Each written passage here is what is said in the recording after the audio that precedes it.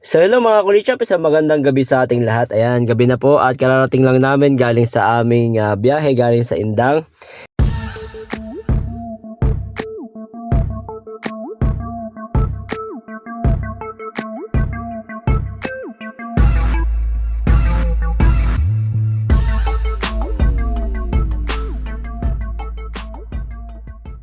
So may share lang ako sa inyo guys, kung inyong head unit ay stock pa rin tulad nito, old style na walang Bluetooth function, tapos ang gagamit nyo lang for music is yung pinaka FM nya, tapos eto may CD player pa. Ayan, kung ganyan ang head unit nyo na stock at gusto nyo makapag-play ng inyong mga kanta galing sa inyong phone, ayan, so bibigyan ko kayo ng isang item na makakatulong sa atin para dyan. Alright, so dahil nga yung aking head unit is stock pa din, ang function lang nito is FM radio at saka yung CD. Meron din naman siyang AUX function. Ayan, AUX.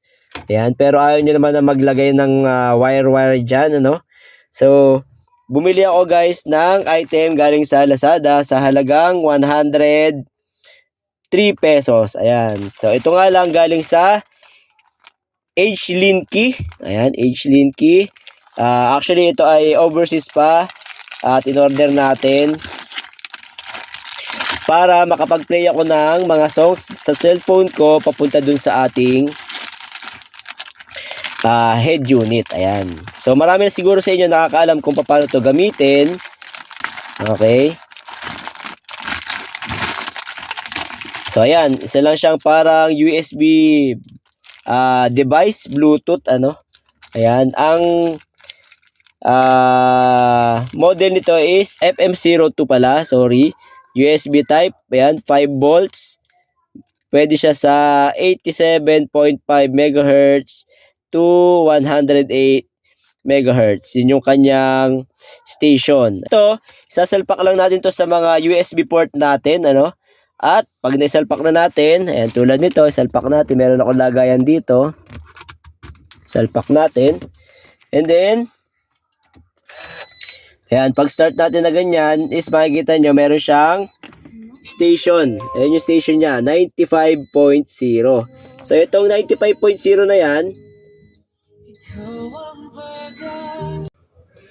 ayan, so yung 95.0 na yan, yan yung station na ipe-pair ninyo doon sa inyong FM station. Ayan, kung mapapansin nyo, naka-pair na siya sa 95.0. Ito naman, pwede nyo siyang ayan, pwede nyo siyang palitan. So, pipe-press lang natin yung M and then plus minus para mapalitan yung station niya kung saan nyo gusto siyang i-pair na estasyon.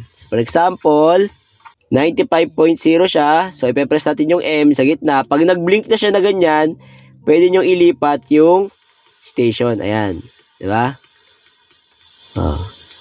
Ayan. So, sino naman na 95.0.